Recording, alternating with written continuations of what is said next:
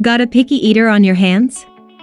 Even if you're blessed with a child who loves veggies, as a parent, I know that kids' affinity for healthy foods can come and go.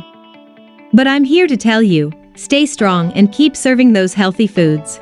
Research suggests that it takes 10 to 15 tries before a kid will actually eat and like a new food. How you serve healthy foods may factor in as well. A recent study showed that kids ate more carrots when they were served whole versus when chopped. So don't give up on encouraging healthy eating habits in your kids. Here are 5 more tricks to try. Picking out fruits and vegetables at the store and helping with community-supported agriculture. Pickups seem to help many children interested in fresh, whole foods. Other good kitchen chores for little hands: washing and breaking up greens, grating cheese, stirring up things that aren't hot, cutting soft foods like strawberries with a butter knife, supervised, of course, may also help.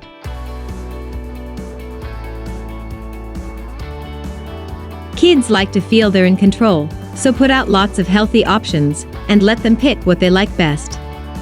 Do this with healthy pizza toppings, tacos and rice bowls, brown rice with all sorts of healthy things as toppers like olives, tofu, etc. If your child refuses vegetables, you can still sneak in the veggies. If he's not into milk and you're worried about his calcium intake, you might blend it or make a smoothie.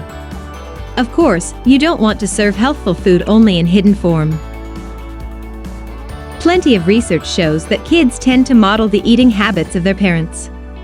If you're reaching for lots of vegetables, fruits, whole grains and low-fat dairy, your kids will likely take them too. Most nutrition experts say absolutely no food bribing, as it can lead to negative associations with food.